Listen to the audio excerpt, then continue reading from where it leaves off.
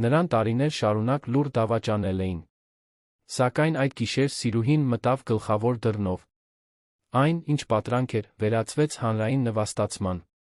Եվ նրա լռությունը վերջացավ հենց այնտեղ։ Եթե այս պատմությունը ձեզ հետաքրքրեց, մի մոռացեք բաժանորդագրվել ալիքին նշեք, թե որ քաղաքից եք դիտում, շարունակելով։ Մարինեն միշտ գիտեր, որ լռությունը գին ուներ։ Այն օրվանից, երբ ամուսնացավ Էդուարդ Ալեքսանյան Բրանդյանի Երանի ամենաավանդական ընտանիքներից մեկի ժառանգի հետ, նա սովորեց, որ բառերը, երբ ասվում էին սխալ պահին, կարող էին շատ ավելի թանկ արժենալ, քան ցանկացած զարդ կամ դիզայներական զգեստ։ Առանձնատունը, որտեղ նա ապրում էր, կենտրոն թաղամասում, հաշվարկված զուսպության հուշարձան էր։ Յուրաքանչյուր սենյակ, յուրաքանչյուր հնաոճ կահույք, պատերի յուրաքանչյուր նկար պատմում էր սերունդների մասին, ովքեր սովորել էին գաղտնիքներ պահել այնպես, ինչպես նուրբ ճենապակի են պահում։ Նոյեմբերի այդ ուրբաթ օրը, երանյան գարնանը բնորոշ շոգը տան ներսում օդն ավելի ծանր էր դարձնում։ Մարինեն նստած էր սենյակում, պատուհանից դուրս նայելով կատարելապես խնամված այգուն, որտեղ այգեպանները լուռ աշխատում էին։ Նա ձեռքերում պահում էր նրբագեղ հրավեր, տպագրված բարձր խտության թղթի վրա, դաջված ոսկեգույն տառերով։ Դա հրավեր էր իր զկեսրայրի, Արնալդ Բրանդյանի, ընտանիքի պատրիարքի ծննդյան երեկույթին, ով 75 տարեկան էր դառնում։ Տոնակատարությունը լինելու էր հենց այնտեղ, առանձնատանը, որը Մարինեն գրեթե 8 տարի տուն էր անվանում։ Դա մեծ գիշեր էր լինելու, ինչպես միշտ լինում էին Բրանդյանների ընտանիքի միջոցառումները։ Ավելի քան 200 հյուր էր սպասվում, գործարարներ, քաղաքական գործիչներ, արվեստագետներ, երանյան բարձր հասարակության անդամներ։ Բոլորը գալու էին հարգանքի տուրք մատուցելու այն մարդուն, ով կայսրություն էր կառուցել փոքր ներմուծող ընկերությունից, այն վերածելով երկրի ամենամեծ կոնգլոմերատներից մեկի։ Մարինեն հառաչեց, զգուշորեն ծալելով հրավերը։ Նա գիտեր, որ այդ գիշերը տարբերվելու էր մյուսներից։ Օդում ինչ-որ բան կար, մի լարվածություն, որը նա չէր կարողանում անվանել, բայց որը զգում էր ստամոքսի հատակում ամեն անգամ, երբ մտածում էր երեկույթի մասին։ Միգուցե դա այն էր, որ Էդուարդը սովորականից ավելի հեռու էր պահում իրեն։ Միգուցե դա այն հայացքների համար էր, որոնք նա բռնում էր իր քենիներից կիրակնօրյա ճաշերի ժամանակ։ Կամ միգուցե պարզապես այն էր, որ նա հոգնել էր ծածնելուց, թե ամեն ինչ լավ է, մինչդեռ իր ամուսնությունը գեղեցիկ պատրանք էր, ճաքճքած պատեր թաքցնելով։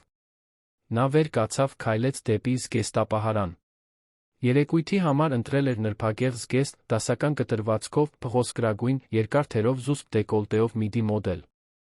Այն գեղեցիկ էր, բայց առանց շռայլությունների։ Մարինեն միշտ այդպես էր հագնվում, շատ ուշադրություն չգրավելու համար։ Դա ոչ թե լավ ճաշակի կամ ռեսուրսների պակասի պատճառով էր, այլ գիտակցված ընտրություն էր։ Նա տարիների ընթացքում սովորել էր, որ իր դիրքի կանայք պետք է տեսանելի լինեն, բայց ոչ շատ նկատելի։ Նրանք պետք է ներկա լինեն, բայց շատ տեղ չզբաղեցնեն։ Նրանք պետք է ժպտան, բայց շատ բարձր չծիծաղեն։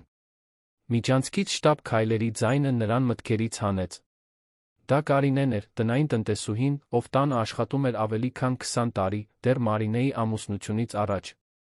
Կարինեն, տիկին Կարինեն, ինչպես Մարինեն միշտ էր նրան կանչում, միջին տարիքի կին էր, մոխրագույն մազերը հավաքած կոկիկ հանգույցի մեջ մի հայացք, որն ավելին էր տեսնում, քան պետք էր։ Նա նրբորեն թակեց դուռը նախքան ներս մտնելը։ Տիկին Մարինե, դեկորացիայի թիմը եկել է։ Ցանկանում են իմանալ, թե արդյոք դուք ունեք որե կոնկրետ ցուցում գլխավոր սրահում ծաղիկների դասավորության համար։ Մարինեն գլխով արեց, զգեստը հետ դնելով զգեստապահարան։ Հիմա կիջնեմ, տիկին Կարինե։ Պարոն Էդուարդը արդեն եկել է։ Տնային տնտեսուհին մի պահ տատանվեց, բավականաչափ երկար, որ Մարինեն հասկանար պատասխանը, նախքան բառերը կասվեին։ Պարոն Էդուարդը քիչ առաջ զանգեց։ Ասաց, որ ընկերությունում որոշ գործեր է լուծում ավելի ուշ կգա, արդեն երեկույթի համար պատրաստվելու։ Իհարկե, պատասխանեց Մարինեն, ձայնը հաստատ պահելով։ Ինչպես միշտ։ Կարինեն նրան նայեց մայրական այդ արտահայտությամբ, որը երբեմն դուրս էր գալիս իր պրոֆեսիոնալ կեցվածքից։ Տիկին Մարինե, եթե ձեզ որե բան պետք լինի։ Ես լավ եմ, տիկին Կարինե, նրբորեն ընդհատեց Մարինեն։ Եկեք տեսնենք այդ ծաղիկները։ Մարմարյա աստիճաններով ներք իջնելով Մարինեն իրեն թույլ տվեց թուլության մի պահ։ Նա ձեռքը դրեց մահագոնի բազրիքին խորը շունչ քաշեց։ Նա գիտեր, թե որտեղ էր Էդուարդը։ Կամ ավելի ճիշտ, ում հետ էր նա։ Վալենտինա Մորացյանը այնքան էլ լավ պահված գաղտնիք չէր։ Նա մոդել էր թվային ազդեցիկ անձ, ով վերջին տարիներին անուն էր ձեռք բերել, հայտնի ինչպես իր գեղեցկությամբ, այնպես էլ ճիշտ մարդկանց հետ ճիշտ վայրերում հայտնվելու իր ունակությամբ։ Մարինեն դեպքի մասին իմացել էր 6 ամիս առաջ։ Ոչ թե բռնվելով, ոչ թե խոստովանությամբ։ Նա իմացել էր ամենավատ ձով, երկու ընկերուհիների շնջացած մեկնաբանության միջոցով բարեգործական թեյախմության ժամանակ։ Նրանք չգիտեին, որ Մարինեն հենց հետում էր, բաժանված ընդամենը մի շարժական պատով։ Բառերը դանակների պես էին։ Խեղճ Մարինեն, այնքան զուսպ, այնքան ճիշտ։ Իսկ Էդուարդը այդ Վալենտինայի հետ շրջում է այնպես, կարծես ամուրի լինի։ Ասում են, որ նա նույնիսկ նրան սկեսրայրի երեկույթին է տանելու։ Հավատո՞ւմ ես։ Հենց իրենց տանը։ Այո, պատասխանեց մյուսը։ Բայց ինչ կարող է անել Մարինեն։ Նա կախված է նրա ընտանիքից։ Կարիերա չունի, ոչինչ չունի, որն իրենը լինի։ Իսկ Բրանդյանների ընտանիքի հետ, գիտես, ինչպես է։ Արտաքինը ամեն ինչ է։ Մարինեն չշարժվեց։ Նա մնաց այնտեղ, շարժական պատի հետում, թեյի բաժակը դողդողում էր ձեռքերում, մինչ երկու կանայք շարունակում էին վերլուծել իր կյանքը, կարծես եղանակի մասին էին քննարկում։ Երբ վերջապես կարողացավ շարժվել, դուրս եկավ կողքի դռնով, խուսափելով որե հանդիպումից։ Հասավ տուն, անմիջապես բարձրացավ իր սենյակ։ Նա չլացեց։ Չբղավեց։ Պարզապես նստեց մահճակալի եզրին, այնտեղ մնաց, ժամերով նայելով իր ձեռքերին։ Այդ գիշեր, երբ Էդուարդը տուն եկավ, նա ոչինչ չասաց։ Նա ճաշեց, մեկնաբանեց օրը ընկերությունում, բողոքեց խցանումից քնեց։ Մարինեն արթուն մնաց նրա կողքին, լսելով նրա հանգիստ շնչառությունը, հասկացավ, որ նա նույնիսկ գիտակցություն չուներ այն անհեթեթության մասին, որն ապրում էր։ Նրա համար դա նորմալ էր։ Ընդունելի։ Իր դիրքի մարդ լինելու մի մասը։ Հաջորդ ամիսներին Մարինեն պահպանեց առօրյան։ Արթնանում էր, նախաճաշում, կառավարում տունը, մասնակցում բարեգործական միջոցառումներին, կիրակի օրերին ճաշում ընտանիքի հետ, քնում անծանոթի կողքին։ Բայց նրա ներսում ինչ-որ բան էր փոխվում։ Դա նուրբ էր, գրեթե աննկատ, ինչպես բյուրեղապակյա ծաղկամանի բարակ ճակ։ Դեռ չէր կոտրվել, բայց այնտեղ էր, լուռ աճելով։ Առանձնատան գլխավոր սրահը վերափոխվում էր։ Տասնյակ մարդիկ աշխատում էին ձավորման վրա, ծաղկավաճառներ դասավորում էին սպիտակ վարդերով, շուշաններով հսկայական ծաղկամաններ, տեխնիկներ։ Տեղադրում էին ձայնային լուսավորության համակարգեր, բուֆետի անձնակազմը կազմակերպում էր սեղանները։ Մարինեն նրանց միջով քայլում էր ուղիղ կեցվածքով փայլուն ժպիտով, որը սովորել էր կրել որպես աքսեսուար։ Շատ գեղեցիկ է, տիկին Մարինե, մեկնաբանեց դեկորատորը, Պատրիցիա անունով աշխույժ մի կին։ Պարոն Արնալդին շատ դուր կգա։ Ամեն ինչ սպիտակ ոսկեգույն է, ինչպես դուք խնդրել էիք։ Դասական նրբագեղ։ Կատարյալ է, պատասխանեց Մարինեն։ Իսկ գլխավոր սեղանը։ Արդեն որոշել եք տեղերը։ Այո, տիկին։ Պարոն Արնալդը կենտրոնում է, իհարկե։ Տիկին Ադելայդան նրա աջ կողմում։ Ձախ կողմում, պարոն Էդուարդը դուք։ Մյուս ընտանիքները բաշխված են մեր ստացած ցուցակի համաձայն։ Մարինեն գլխով արեց, բայց տարօրինակ զգացողություն անցավ նրա միջով։ Նա գիտեր, որ այդ ցուցակը չէր արտացոլում գիշերվա իրական կազմածը։ Նա գիտեր, իր քենի Իզաբելի պատահական մեկնաբանությունից մեկ շաբաթ առաջ, որ Էդուարդը լրացուցիչ տեղ էր խնդրել գլխավոր սեղանին։ Հատուկ հյուրի համար, ասել էր նա։ Իզաբելը դա պատմել էր կիսաժպիտով, ստուգելով Մարինեի արձագանքը։ Նա չէր տվել որևէ հույս ցույց տալու հաճույքը։ Ժամերը անցան նախապատրաստություններով։ Մարինեն վերահսկում էր յուրաքանչյուր մանրուք այն ճշգրտությամբ, ով գիտեր, որ ամեն ինչ պետք է անթերի լինի։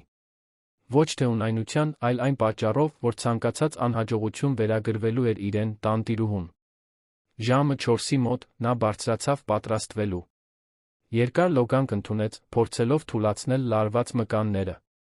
Մատնահարդարում արեց, մազերը դասավորեց նրբագեղ զուսպ սանրվածքով։ Զգուշորեն դիմահարդարվեց, բավականաչափ լավ տեսք ունենալու համար, բայց ոչ այնքան, որ ուշադրություն գրավելու տպավորություն ստեղծվեր։ Երբ հագավ փղոսկրագույն զգեստը, նա նայեց հայելու մեջ։ Կինը, որը նրան էր նայում, գեղեցիկ էր, նրբագեղ, կատարելապես համապատասխան այն դերին, որը պետք է կատարեր։ բայց նրա աչքերում ինչ-որ բան կար, որը նախկինում չկար։ Մի կարծրություն,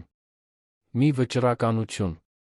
կամ միգուցե դա պարզապես հոգնածություն էր։ Էդուարդը ժամը 6-ին եկավ, երեկույթի սկսվելուց 2 ժամ առաջ։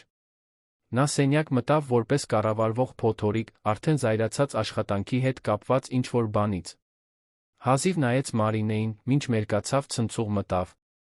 Նա նստած էր սենյակի բազկաթոռին, թերթելով մի ամսագիր, որը իրականում չէր կարդում, պարզապես սպասում էր։ Երբ նա դուրս եկավ լոգարանից, սրբիչով փաթաթված, վերջապես նկատեց նրան։ Գեղեցիկ է ստացվել զգեստը, մեկնաբանեց նա անուշադիր, բացելով զգեստապահարանը կոստյում ընտրելու համար։ Շնորհակալություն։ Գրելու ես մուգ կապույտը։ Այո։ Դա հորս նախընտրածն է։ Նրանք փոխանակեցին այդ փոքրիկ ձականությունները, կարծես 2 քաղաքավարի անծանոթներ լինեին, ովքեր վերելակ էին կիսում։ Մարինեն դիտում էր ամուսնուն հագնվելիս նույն ուշադրությամբ, ինչպես դիտում են թատերական ներկայացում, որի ավարտը արդեն գիտեն։ Էդուարդը գեղեցիկ տղամարդ էր, նա խոստովանեց։ Բարձրահասակ, մուգ մազերը միշտ լավ սանրված, մարզական կազմվածքը պահպանված պարբերական մարզումներով։ Նա ուներ այն բնական հմայքը, որն ունեն այն տղամարդիկ, ովքեր սովոր են ստանալ այն, ինչ ուզում են։ Եվ հենց այդ վստահությունն էր ամեն ինչն ավելի անտանելի դարձնում։ Մարինե, երեկույթի մասին, սկսեց Էդուարդը, շտկելով փողկապը։ Կլինեն որոշ հյուրեր, որոնց դուք գուցե չճանաչեք։ Նոր գործարար ոլորտի մարդիկ, գիտես, ինչպես է։ Հայրս ցանկանում է հարաբերություններ հաստատել ձեռներեցների այս երիտասարդ սերնդի հետ։ Հասկանալի է։ Մեկ կոնկրետ անձ, շարունակեց նա, խուսափելով ուղիղ նայելուց նրան։ Վալենտինա Մորացյանը ներկա կլինի։ Նա թվային ազդեցիկ անձ է, միլիոնավոր հետևորդներ ունի։ Հայրս հետաքրքիր է համարում նման ներկայություն ունենալ երեկույթին։ Սոցիալական ցանցերի լուսաբանում այդպիսի բաներ։ Հետաց լռությունը խիտ էր։ Մարինեն չշարժվեց, չթարթեց։ Նա պարզապես նայեց ամուսնուն, սպասելով, որ նա կհամաձայնի ճանաչել իր ասածի անհեթեթությունը։ Բայց Էդուարդը պարզապես ավարտեց փողկապը շտկելը շրջվեց, կոշիկները վերցնելու։ Դու դրան համաձայն ես, հարցրեց նա այնպիսի տոնով, որը հստակ դարձրեց, որ պատասխանը իրականում կարևոր չէր։ Մարինեն կարող էր շատ բան ասել այդ պահին։ Կարող էր բղավել, լացել, ինչ-որ բան նետել նրա վրա։ Կարող էր պահանջել հարգանք, արժանապատվություն, ճշմարտություն։ Բայց 8 տարվա լուռ մարզումն ավելի բարձր խոսեց։ Նա վեր կացավ, հարթեց զգեստը, քայլեց դեպի դուռը։ Պետք է ստուգեմ, թե արդյոք ամեն ինչ պատրաստ է։ Առաջին հյուրերը շուտով պետք է ժամանեն։ Մարինե, նա կանչեց նրան, երբ նա արդեն դռան մոտ էր։ Դա պարզապես երեկույթ է։ Պետք չէ դրամա սարքել։ Նա կանգ առավ, բայց չշրջվեց։ Ես դրամա չեմ սարքելու, Էդուարդ։ Երբեք չեմ սարքում։ Եվ հենց այդ պահին, ձեռքը դռան բռնակին, Մարինեն զգաց, որ ինչ-որ բան վերջնականապես կոտրվեց իր ներսում։ Դա զայրույթ չէր, դա տխրություն չէր։ Դա սառը, բացարձակ պարզություն էր։ Նա 8 տարի անտեսանելի էր եղել, հարմարավետ էր եղել էր այն ամենը, ինչ սպասում էին, որ նա կլինի։ Եվ այդ գիշեր, երբ պատրաստվում էր իր ամուսնու սիրուհուն ընդունել իր սեփական տանը, գործարար ռազմավարության քողի տակ, Մարինեն որոշեց, որ լռությունը բավականաչափ կին էր գանձել։ Նա իջավ աստիճաններով, ուղիղ կեցվածքով, փորձված ժպիտով։ Սրահն անթերի էր, լուսավորված բյուրեղապակյա ջահերով, որոնք ոսկեգույն արտացոլումներ էին նետում պատերին։ Սեղանները դրված էին նուրբ սպասքով կատարյալ ծաղկային դասավորություններով։ Բուֆետի անձնակազմը շրջում էր կանապեներով, շամպայնի բաժակներով, սկուտեղներով։ Ամեն ինչ հենց այնպես էր, ինչպես պետք է լիներ Բրանդյանների ընտանիքի տոնակատարության համար։ Առաջին հյուրերը սկսեցին ժամանել։ Մարինեն նրանց դիմավորեց սովորական ջերմությամբ, ողջունելով յուրաքանչյուրին, հիշելով անունները, հարցնելով երեխաների թոռների մասին։ Նա լավ էր դրանում։ Նա մասնագետ էր դարձել մարդկանց տեսանելի զգալու մեջ, մինչդեռ ինքը մնում էր զուսպության հարմարավետ ստվերում։ Ադելայդան, Մարինեի սկեսուրը, ժամանեց ամուսնու ուղեկցությամբ։ Նա նրբագեղ կին էր, կատարելապես սանրված մոխրագույն մազերով, հագած շամպայնի գույնի երեկոյան զգեստ։ Նա գրկեց Մարինեին ընտանիքին բնորոշ վերահսկվող ջերմությամբ։ Ամեն ինչ շատ գեղեցիկ է, սիրելիս։ Դու իսկապես տաղանդ ունես այս գործերում։ Ուրախ եմ, որ ձեզ դուր եկավ, սկեսուր։ Այսօր հատուկ գիշեր է պարոն Արնալդի համար։ Արնալդ Բրանդյանը նկատելի ներկայությամբ մարդ էր։ Բարձրահասակ, ամբողջովին սպիտակ մազերով, կապույտ թափանցող աչքերով, որոնք կարծես գնահատում էին ամեն ինչ բոլորին։ Նա ողջունեց Մարինեին գլխի շարժումով կիսաժպիտով։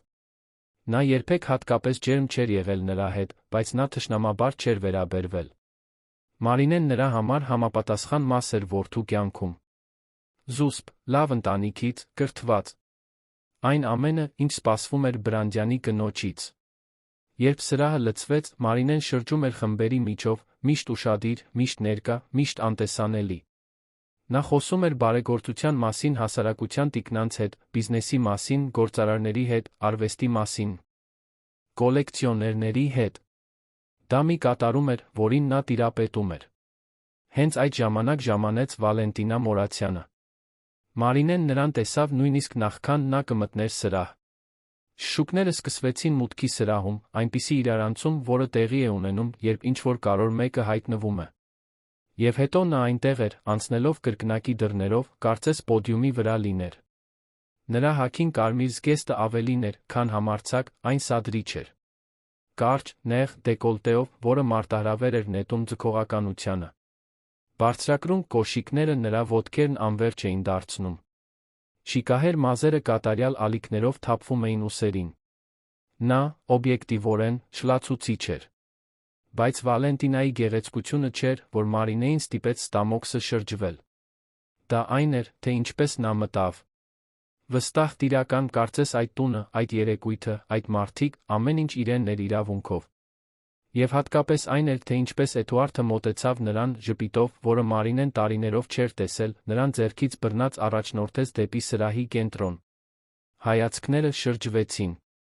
Ոմանք հետաքրքրությամբ, մյուսները վատ թաքնված սկանդալով, շատերը այն արտահայտությամբ, ովքեր ականատես էին լինում անպատշաճ բանի, բայց չէին կարողանում հայացքները շեղել։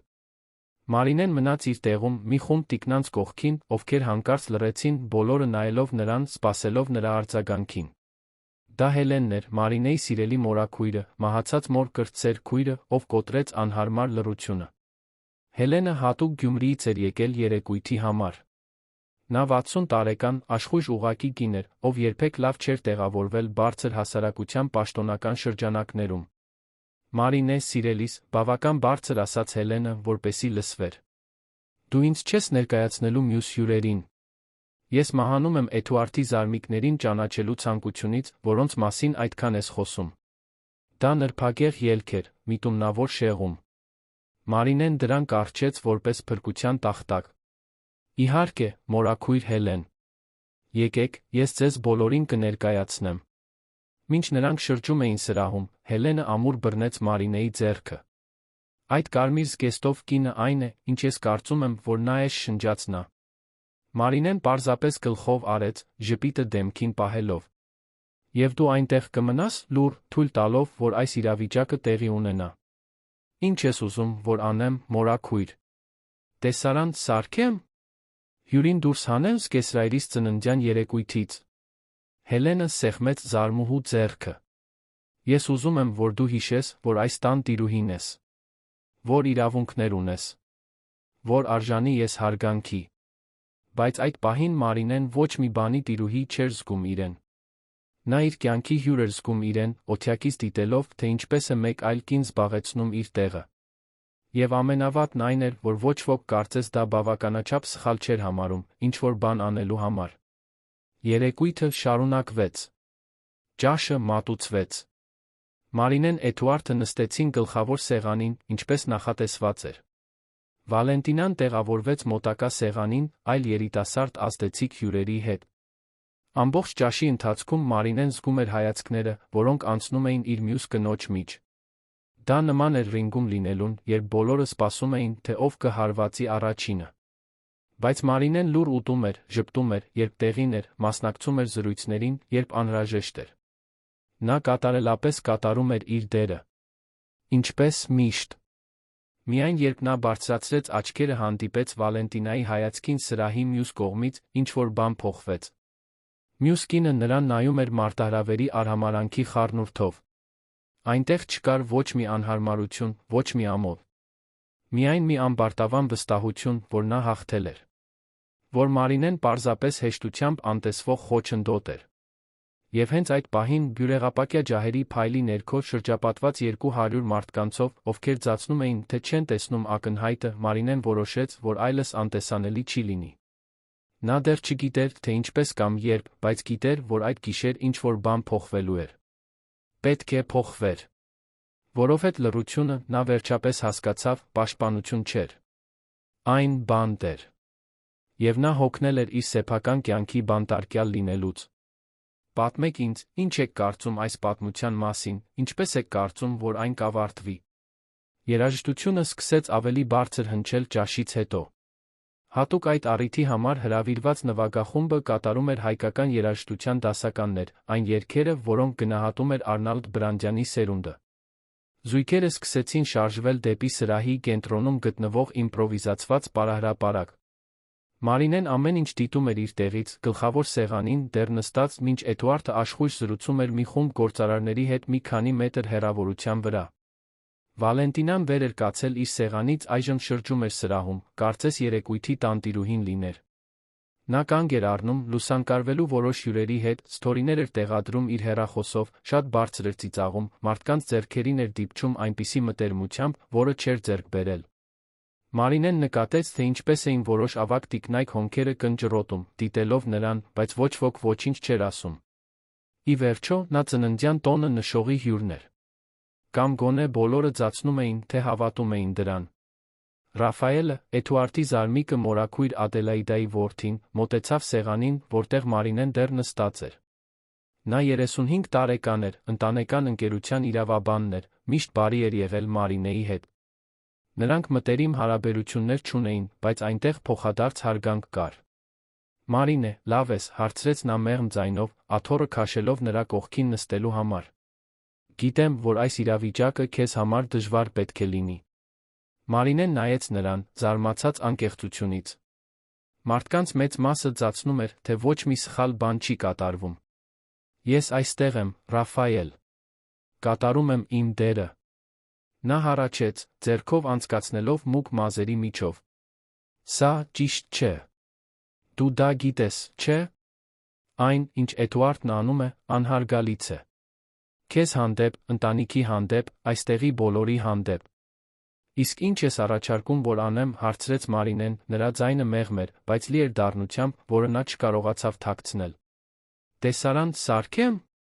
Ամուսնուս հետ կռվեմ 200 մարդու առջ սկեսրայրիս ծննդյան օրը։ Ես չեմ առաջարկում, որ դու տեսարան սարքես, հանգիստ պատասխանեց Ռաֆայելը։ Բայց նա չեմ կարծում, որ դու պետք է պարզապես ընդունես դա։ Դու իրավունքներ ունես, Մարինե։ Դու նրա կինն ես։ Դու հորեղբայրիս հարսն ես։ Դու այս ընտանիքում մի տեղ ունես, որը պետք է հարգվի։ Մարինեն զգաց, որ աչքերը ցավում են, բայց արագ թարթեց արցունքների ցանկացած նշան հեռացնելու համար։ Որքան ժամանակ է, ինչ դու գիտես, հարցրեց նա։ Ռաֆայելը տատանվեց։ Դեպքի մասին։ Մոտ 4 ամիս, գուցե։ Գրասենյակում խոսակցություններ լսեցի։ Գիտես, ինչպես է, մարդիկ խոսում են։ Եվ ոչ ոք չկարծեց, որ պետք է ինձ ասեր։ Դա իմ դիրքը չէր, Մարինե։ Բայց հիմա, տեսնելով, որ սա տեղի է ունենում։ Այստեղ, քո տանը, բոլորի առջ, նա գլխով արեց։ Սա բոլոր սահմանները հատեց։ Նախքան Մարինեն կկարողանար պատասխանել, Հելենը հայտնվեց նրանց կողքին։ Մորաքույրը դեմքին վճռական արտահայտություն ուներ։ Մարինե, սիրելիս, պետք է քեզ հետ խոսեմ։ Հիմա։ Հելենը գրեթե քաշեց Մարինեին կողքի միջանցքներից մեկը, հեռու հյուրերի հետաքրքրասեր հայացքներից։ Ռաֆայելը նրանց հետեց մի քանի քայլ հետից։ Երբ նրանք ավելի մեկուսացված տարածքում էին գրադարանի մոտ, Հելենը բռնեց Մարինեի երկու ձեռքերը ուղիղ նայեց նրա աչքերին։ Զարմուհի, լավ լսիր ինձ։ Ես քեզ չեմ մեծացրել, որ որե տղամարդու համար հատակագորգ լինես։ Քո մայրը, Աստված հոգին լուսավորի, սարսափած կլիներ այսօր այստեղ կատարվողից։ Մորաքույր, խնդրում եմ, սկսեց Մարինեն, բայց Հելենը ընդհատեց նրան։ Ոչ, դու ինձ լսելու ես։ Գիտեմ, որ քեզ մեծացրել են, որ լինես լավ կին, որ պահպանես խաղաղությունը, որ ալիքներ չբարձրացնես։ Բայց սա, նա անորոշորեն շարժում արեց դեպի սրահը, սա խաղաղություն չէ։ Սա նվաստացում է։ Եվ դու դրան արժանի չես։ Ինչ ես ուզում, որ անեմ, հարցրեց Մարինեն, առաջին անգամ այդ գիշեր նրա ձայնը իսկապես դողաց։ Ես ընտրություն չունեմ։ Ես սեփական կարիերա չունեմ, ֆինանսապես կախված եմ նրա ընտանիքից, այս տունը Բրանդյանների անունով է։ Եթե կռվեմ, եթե խնդիրներ առաջացնեմ, ամեն ինչ կկորցնեմ։ Ռաֆայելը, ով մինչ այդ լուռ էր մնացել, խոսեց. Իրականում, Մարինե, դու ամեն ինչ չես կորցնի։ Եվ կարծում եմ, որ դու պետք է ինչ-որ բան իմանաս։ Մարինեն Հելենը նայեցին նրան։ Ինչի՞ մասին։ Ռաֆայելը շուրջը նայեց, համոզվելու, որ միայնակ են։ Այս տան մասին։ Գիտես, թե ինչպես էր սեփականության հարցը, երբ դու Էդուարդը ամուսնացաք։ Մարինեն հոնքերը կնճռոտեց։ Միշտ ենթադրել եմ, որ դա ընտանիքինն է։ Բրանդյանների կայսրության սեփականություններից մեկը։ Ոչ հենց այդպես, բացատրեց Ռաֆայելը։ Հորեղբայրս Արնալդը այս առանձնատունը նվիրել էր որպես հարսանեկան նվեր։ Այն գրանցված է կադաստրում ձեր երկուսի անունով։ Բայց կա մի կետ, որը մարդկանց մեծ մասը չգիտի։ Բաժանման դեպքում սեփականությունը մնում է անմեղ կողմին։ Դա միծ էր, որ հորեղբայրս գտել էր, ապահովելու համար, որ Էդուարդը լուրջ վերաբերվի ամուսնությանը, որ հոգ տանի կնոջ մասին։ Նա ուզում էր, որ որդին պատասխանատվություն ունենա։ Մարինեն զգաց, որ գետինը շարժվում է իր ոտքերի տակ։ Դու ասում ես, որ այս տունը կարող է իմը լինել։ Եթե կարողանաս ապացուցել, որ քեզ դավաճանում են, որ քեզ անհարգալից են վերաբերվում, այո։ Տունը քոնը կլիներ։ Ես կարդացել եմ պայմանագիրը, երբ սկսեցի աշխատել ընտանիքի իրավաբանական բաժնում։ Դա ամուր, փաստաթուղթ է։ Հելենը զարմանքից բացականչեց։ Արնալդը դա արել է։ Ես չէի պատկերացնում, որ ծերունին այդ կողմն ուներ։ Մարինեն հենվեց պատին, փորձելով մարսել տեղեկատվությունը։ 8 տարի նա այնտեղ ապրել էր, մտածելով, որ հանդուրժված հյուր էր, որ իր ներկայությունը կախված էր Բրանդյանների բարի կամքից։ Եվ հիմա նա հայտնաբերում էր, որ իրավունքներ ուներ, որ ուներ իրավական դիրք, որը ոչ ոք իրեն բացատրելու ջանք չէր գործադրել։ Ինչու՞։ Ոչ ոք ինձ երբեք դա չի ասել, հարցրեց նա, նայելով Ռաֆայելին։ Նա ուսերը թափահարեց, շփոթված։ Հավանաբար, որովհետև ոչ ոք չէր կարծում, որ դա անհրաժեշտ կլինի։ Էդուարդը պետք է քեզ ասեր, բայց կարծում եմ, որ նա նախընտրեց քեզ մթության մեջ թողնել։ Ավելի հեշտ է կառավարել մեկին, ով կարծում է, որ ընտրություն չունի։ Շտապ քայլերի ձայնը ընդհատեց նրանց։ Դա Կարինեն էր, տնային տնտեսուհին, դեմքին անհանգիստ արտահայտությամբ։ Տիկին Մարինե, ներողություն ընդհատելու համար, բայց կարծում եմ, որ ավելի լավ է, որ դուք վերադառնաք սրահ։ Մի իրավիճակ է ստեղծվել։ Ինչ տեսակի իրավիճակ, հարցրեց Մարինեն, արդեն զգալով, որ սիրտը արագանում է։ Կարինեն նայեց Հելենին, Ռաֆայելին նախքան պատասխանելը։ Կարմիր զգեստով աղջիկը, այդ Վալենտինան։ Նա որոշակի իրարանցում է առաջացնում։ Լուսանկարվում է պարոն Էդուարդի հետ, տեղադրում է սոցիալական ցանցերում, հետորդներին ասելով, որ սկեսրայրի երեկույթին է։ Մարդիկ մեկնաբանում են, նկատում են, որ դա ձեր տունն է։ Եվ մարդիկ սկսում են անհարմար հարցեր տալ։ Երեքը հայացքներ փոխանակեցին։ Մարինեն զգաց, որ իր ներսում ինչ-որ բան կարծրանում է։ Դա այլս պարզապես անձնական նվաստացում չէր, որը նա կարող էր կուլ տալ մոռանալ։ Այն դառնում էր հանրային, փաստագրված, տարածվում էր միլիոնավոր մարդկանց շրջանում սոցիալական ցանցերում։ Վալենտինան ոչ միայն պահանջում էր Էդուարդին, նա պահանջում էր Մարինեի տեղը ընտանիքում, հասարակության մեջ, իր սեփական տանը։ Վերադառնանք, ասաց Մարինեն, նրա ձայնն ավելի հաստատուն էր, քան իրեն զգում էր։ Եվ տեսնենք, թե ինչ է կատարվում։ Չորսն էլ վերադարձան գլխավոր սրահ։ Երեկույթը շարունակվում էր, բայց օդում նոր էներգիա կար։ Հյուրերի խմբեր, հատկապես երիտասարդները, նայում էին իրենց բջջային հեռախոսներին շշնջում միմյանց հետ։ Մարինեն տեսավ Իզաբելին, իր քենուն, հեռախոսը բռնած, ցնցումի չարամիտ բավարարվածության խառնուրդով։ Երբ Իզաբելը նկատեց, որ Մարինեն նայում է, արագ շեղեց հայացքը։ Սրահի կենտրոնում քաղցրավենիքի սեղանի մոտ Վալենտինան Էդուարդի մի խումբ մարդկանց հետ էր, բոլորը ժպտում էին նրա բջջային հեռախոսի տեսախցիկին։ Նա աշխույժ խոսում էր, հստակ տեսանյութ էր ձայնագրում իր սոցիալական ցանցերի համար։ «Ժողովուրդ, ինչ հիանալի երեկույթ է, չէ՞», ասում էր Վալենտինան տեսախցիկին, իր ձայնը բարձր աշխույժ։ «Ես այստեղ եմ նշելու սիրելի Արնալդ Բրանդյանի ծննդյան տարեդարձը, այս հիանալի ընտանիքի հետ միասին։ Դուք չեք պատկերացնի, թե ինչպես է լինել նման առանձնատանը, այս ամբողջ պատմությամբ»։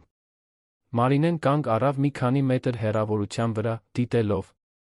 Նա զգաց, որ Հելենը կանգնեց իր կողքին, աջակցության լուր ժեստով։ Ռաֆայելը նրանց հենց հետում էր։ Էդուարդը լիովին հարմարավետ էր թվում իրավիճակից։ Ծիծաղում էր, կեցվածք էր ընդունում լուսանկարների համար, մեկնաբանություններ էր անում։ Չկար ոչ մի անհարմարության կամ գիտակցության նշան, որ նա սխալ բան էր անում։ Նրա համար, ակնհայտորեն, դա լիովին նորմալ էր։ Հենց այդ ժամանակ Վալենտինան շրջվեց տեսավ Մարինեին։ Մի վայրկյանով ինչ-որ բան անցավ մյուս կնոջ դեմքից։ Դա հենց մեղք չէր, բայց գուցե ինչ-որ անտեսանելի գիծ հատելու ճանաչում։ Բայց հետո նա ժպտաց, այդ վստահ սադրիչ ժպիտը, ուղիղ քայլեց դեպի Մարինեն։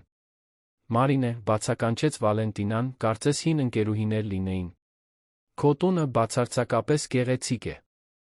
Ես հենց Էդուարդի հետ էի քննարկում, թե քանի պատմություն պետք է ունենան այս պատերը, այնպես չէ»։ Հետաց լռությունը ծանր էր։ Մոտակա բոլոր հյուրերը դադարեցրին իրենց արածը, ուշադրությունը դարձրեցին այն տեսարանին, որը ծավալվում էր։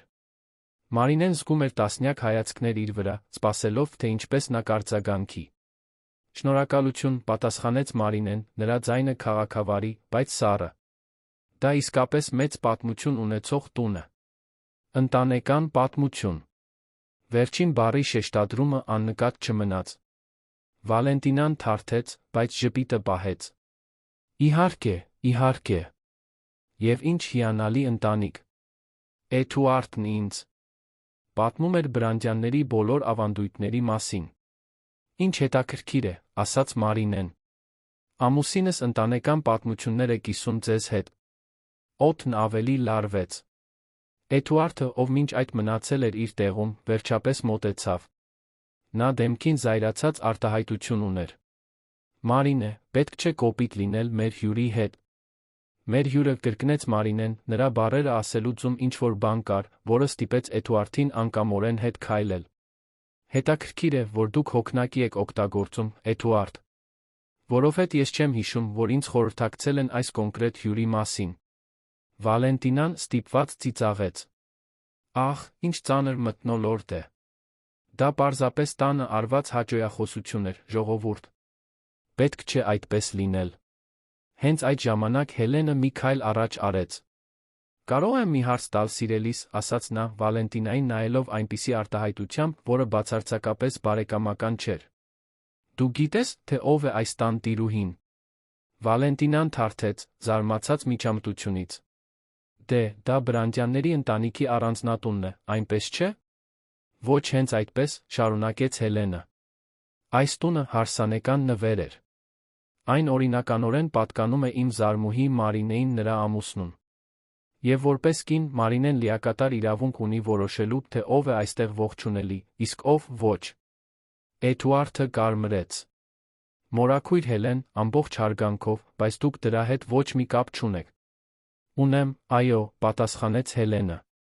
Ես դրա հետ ամեն ինչ կապված եմ, երբ տեսնում եմ, որ իմ զարմուհուն անհարգալից են վերաբերվում իր սեփական տանը։ Եվ ես միակը չեմ, ով դա տեսնում է։ Նա շարժում արեց շուրջ բոլորը գտնվող սրահին։ Մարինեն նայեց, հասկացավ, որ նրանք իսկապես զգալի հանդիսատես էին գրավել։ Արնալդը Ադելայդան սրահի մյուս կողմում էին, լուրջ արտահայտություններով դիտելով։ Ընտանիքի մյուս անդամները, ընկերները, ծանոթները, բոլորը դիտում էին։ Ռաֆայելը նույնպես մոտեցավ, կանգնելով Մարինեի կողքին։ Էդուարդ, զարմիկ, կարծում եմ, որ ավելի լավ է վերանայես, թե ինչ է կատարվում այստեղ։ Սա ճիշտ չէ, դու դա գիտես։ Էդուարդը շուրջը նայեց, առաջին անգամ հասկանալով այն իրավիճակի չափը, որը նա ստեղծել էր։ Դուք ոչնչից սկանդալ եք սարքում։ Վալենտինան հյուր է, ինչպես ցանկացած ուրիշը։ Սուտ է, մի հաստատուն ձայն կտրեց օդը։ Դա Ադելաիդան էր, маտրիարքը, ով լուր մոտեցել էր։ Նա հյուր չէ, ինչպես ցանկացած ուրիշը, Էդուարդ, դուք դա շատ լավ գիտեք։ Դուք բերել եք ձեր սիրուհուն ձեր հոր ծննդյան երեկույթին, այն տանը, որը կիսում եք ձեր կնոջ հետ, սպասում էիք, որ բոլորս ձացնենք, թե ամեն ինչ լավ է։ Ամբողջ սրահը լուր էր հիմա։ Նույնիսկ նվագախումբը դադարել էր նվագել։ Էդուարդը բացեց-փակեց բերանը, բառեր չգտնելով։ Վալենտինան, ով մինչ այդ պահպանել էր վստահ կեցվածք, սկսեց անհարմար զգալ։ Լսեք, Ադելաիդա, ես այստեղ չեմ եկել խնդիրներ առաջացնելու համար, սկսեց Վալենտինան, բայց ավագ ձայնը կտրեց նրան։ Բայց առաջացրեցիր, սիրելիս։ Շատ խնդիրներ առաջացրեցիր։ Եվ չեմ կարծում, որ դու լիովին անկեղծ ես եղել քո հետ այն իրավիճակի մասին, որում հայտնվել ես։ Մարինեն ամեն ինչ դիտում էր, կարծես իր մարմնից դուրս լիներ։ Ընտանիքը, որը միշտ ամեն գնով պահպանել էր արտաքինը, որը սովորեցրել էր իրեն կուլ տալ նվաստացումները հանուն ներդաշնակության, վերջապես հրապարակայնորեն ճանաչում էր այն, ինչ կատարվում էր։ Բայց այն, թե ինչպես էր դա ծավալվում, ինչ-որ բանով անհանգստացնում էր նրան։ Դա իր համար չէր, որ նրանք արտահայտվում էին։ Դա ընտանիքի հեղինակության համար էր։ Սկանդալի համար, որը կարող էր պղծել Բրանդյանների անունը։ Էդուարդը փորձեց վերականգնել իրավիճակի վերահսկողությունը։ Մայրիկ, հայրիկ, ասաց նա, նայելով Արնալդին, ով մոտենում էր։ Սա անձնական խոսակցություն է։ Մենք պետք չէ դա քննարկենք այստեղ, բոլորի առջ։ Արնալդ Բրանդյանը կանգնեց կնոջ կողքին։ Նրա դեմքը փակ էր, մի արտահայտություն, որը նրա որդիները լավ գիտեին վախենում էին։ Երկար պահ նա պարզապես նայեց Էդուարդին, հետո Վալենտինային, հետո Մարինեին։ Երբ վերջապես խոսեց, նրա ձայնը մեղմ էր, բայց լի էր հեղինակությամբ։ Դու ճիշտ ես, Էդուարդ։ Դա անձնական խոսակցություն է։ Եվ դու պետք է այն անձնական պահեիր ի սկզբանե, փոխարեն այն բերելու մեր տուն, մեր ընտանիքի ընկերների առջ, իմ տոնակատարության գիշերը։ Էդուարդը աչքերը ցած իջեցրեց։ Հայրիկ, Ես չեմ ավարտել խոսելը, ընդհատեց նրան Արնալդը։ Դու անհարգալից վերաբերվեցիր քո կնոջը։ Անհարգալից վերաբերվեցիր քո մորը։ Անհարգալից վերաբերվեցիր ինձ։ Եվ հատկապես, անհարգալից վերաբերվեցիր ինքդ քեզ։ Ես իմ որդիներին մեծացրել եմ, որ բնավորություն ունենան, Էդուարդ։ Եվ այսօրվա այս ցուցադրությունը ստիպում է ինձ կասկածել, թե արդյոք հաջողվել է ինձ։ Պատրիարքը հետո շրջվեց դեպի Վալենտինան։ Իսկ ինչ վերաբերում է ձեզ, կարծում եմ, որ ավելի լավ է հեռանաք։ Սա ձեր տունը չէ, սա ձեր ընտանիքը չէ, հստակորեն դուք սխալ եք հասկացել, թե ինչ էր ձեր դերը այստեղ այս գիշեր։ Վալենտինան գունատվեց։ Պարոն Արնալդ, ես սկսեց նա, բայց նա ձեռքը բարձրացրեց, լռություն խնդրելով։ Խնդրում եմ, հեռացեք արժանապատվորեն։ Արդեն բավականաչափ անհարմարություն եք առաջացրել։ Հենց այդ ժամանակ տեղի ունեցավ մի բան, որը ոչ ոք չէր սպասում։ Վալենտինան, իրեն անկյունում զգալով նվաստացած, հուսահատ քայլ արեց։ Նա վերցրեց կարմիր գինու բաժակը մոտակա սեղանից, մինչ որը մեկը կկարողանար արձագանքել, պարունակությունը լցրեց Մարինեի փխոսկրագույն զգեստի վրա։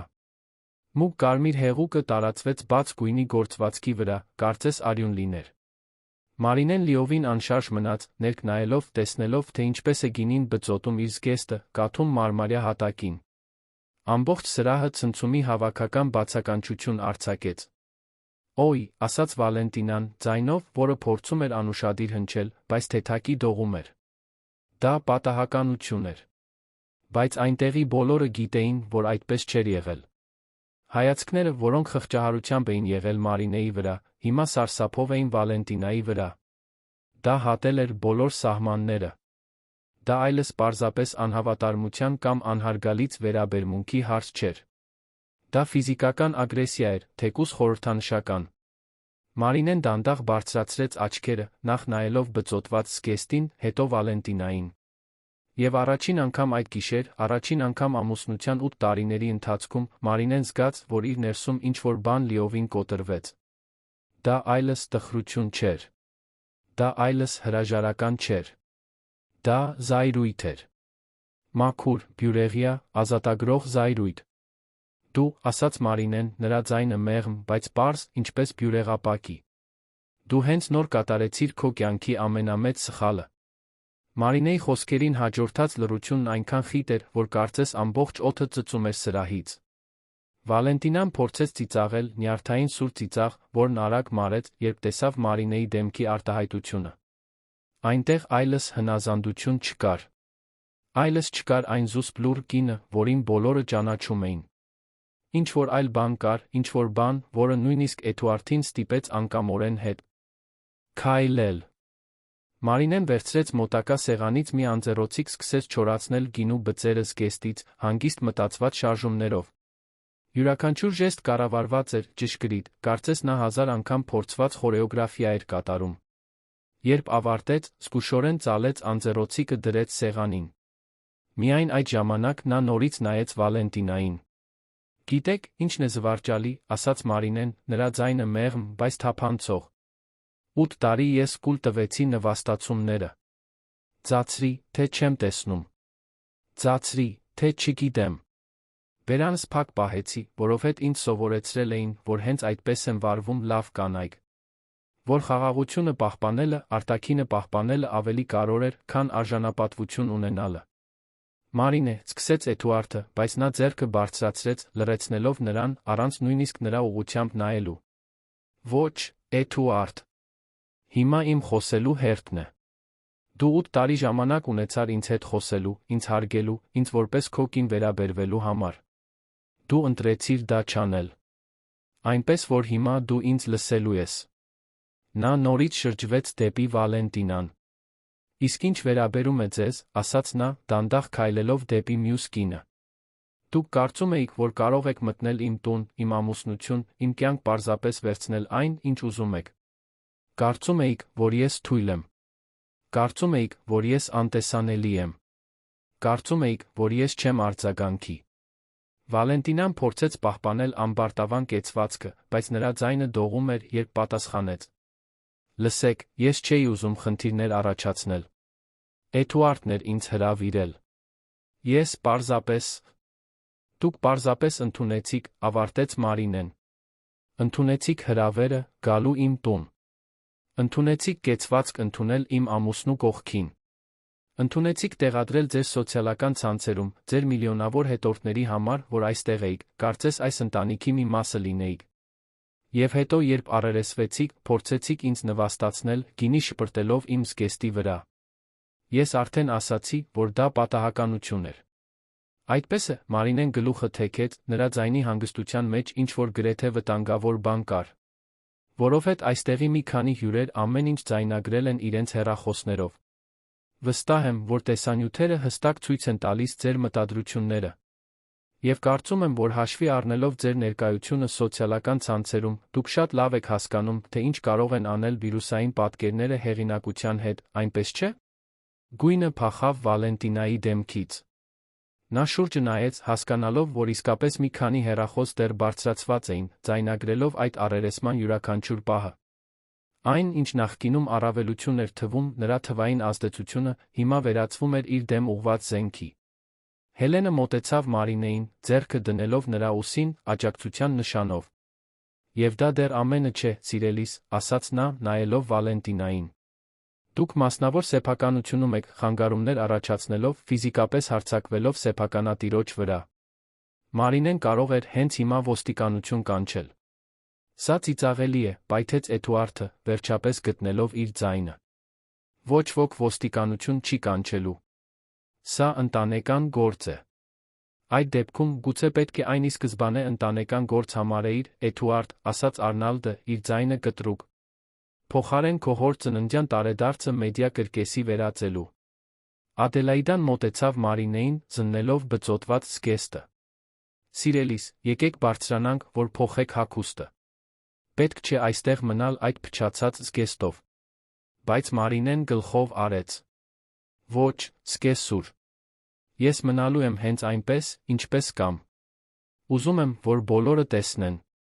Ուզում եմ, որ բոլորը հիշեն, թե ինչ տեղի ունեցավ այստեղ այս գիշեր։ Նա շրջվեց դեպի ամբողջ սրահը, որտեղ հյուրերը լուռ դիտում էին։ Մարինեն բարձրացավ մի քանի աստիճանով դեպի պատուհանի մոտ գտնվող բարձրացված տարածքը, որտեղ մի փոքր ռոյալ էր դրված։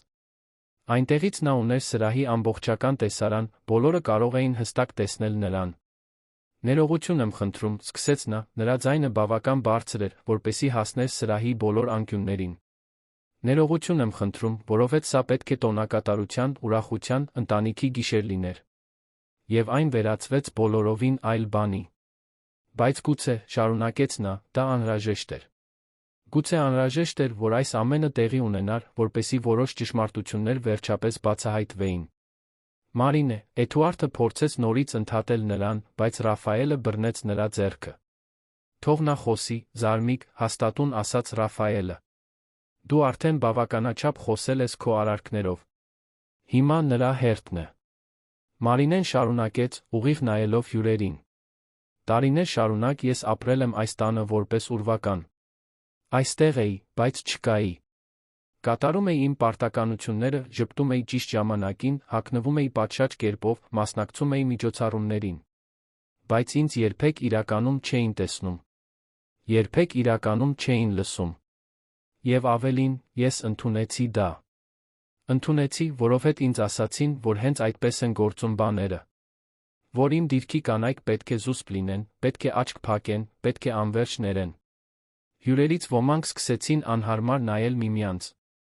Մարինեն բարձրաձայն ասում էր այն բաները, որոնք այնտեղի շատերը մտածում էին, բայց երբեք չէին համարձակվի արտահայտել։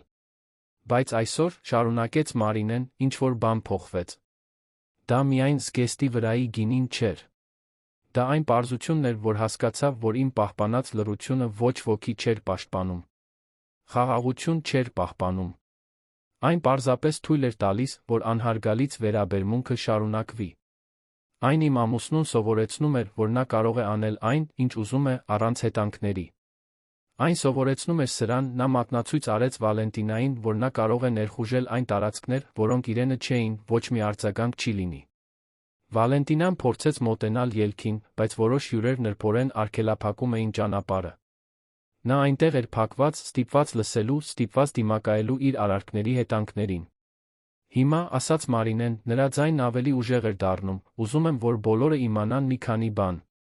Առաջինը, այս տունը Բրանդյանների ընտանիքինը չէ։ Այս տունն իմն է։ Դա պարոն Արնալդի հարսանեկան նվերն էր, գրանցված կադաստրում իմ Էդուարդի անունով, կոնկրետ կետով, որ հավատարմության ապացուցված դեպքում սեփականությունը ամբողջությամբ մնում է ինձ։ Զարմանքի շշուկ անցավ սրահով։ Էդուարդը գունատվեց։ Արնալդը իր հերթին թեթակի գլխով արեց, հաստատելով հարսի խոսքերը։ Հստակ էր, որ նա գիտեր, որ այդ պահը վերջի վերջո կգա։ Գուցե նույնիսկ սպասում էր դրան։ Երկրորդը, շարունակեց Մարինեն, այս տեսանյութերը, որոնք հիմա ձայնագրվում են, որոնք ցույց են տալիս իմ կրած հարձակումը, որոնք ցույց են տալիս իմ ամուսնու սիրուհու ներկայությունը իմ սեփական տանը, ավելի քան բավարար ապացույցներ են ցանկացած իրավական գործընթացի համար, որը ես կորոշեմ սկսել։ Եվ հավատացեք ինձ, նա ուղիղ նայեց Էդուարդին, ես կսկսեմ։ Էդուարդը փորձեց մոտենալ, բայց Ռաֆայելը ընտանիքի մյուս անդամները կանգնեցրին նրան։ Նա աստիճանաբար մեկուսացվում էր, հասկանալով, որ կորցրել է նույնիսկ նրանց աջակցությունը, ովքեր նախկինում ձացնում էին, թե չեն տեսնում նրա սխալները։ Երրորդը, ասաց Մարինեն, հիմա նայելով Վալենտինային։ Դուք, ովքեր կարիերա եք կառուցել պատկերի արտաքինի վրա հիմնված, հենց նոր ոչնչացրիք ձեր սեփական հեղինակությունը։ Որովհետև այսօր այստեղ արված տեսանյութերը շրջանառվելու են։ Մարդիկ տեսնելու են, թե ինչպես եք գինի շպրտում դավաճանված կնոջ վրա, նրա տանը, ընտանեկան երեկույթի ժամանակ։ Նրանք տեսնելու են ձեր ամբարտավանությունը, ձեր անհարգալից վերաբերմունքը, ձեր բնավորության պակասը։ Եվ նրանք ձեզ դատելու են այնպես, ինչպես դուք այդքան վախենում եք դատվելուց։ Վալենտինան վերջապես կորցրեց իր հանգստությունը։ Դուք չեք կարող դա անել ինձ հետ։ Դուք չգիտեք, թե ով եմ ես։ Ես միլիոնավոր հետորդներ ունեմ, պայմանագրեր ունեմ։ Ունեիք, նրբորեն ուղեց Մարինեն։ Ունեիք այդ ամենը։ Բայց հեղինակությունը սիրելիս մի բան է, որը կառուցվում է տարիների աշխատանքով, ոչնչացվում է վայրկյանների հիմարությամբ։ Դուք հենց նոր ունեցաք ձեր հիմարության վայրկյանները։ Հենց այդ ժամանակ տեղի ունեցավ մի բան, որը ոչ ոք չէր սպասում։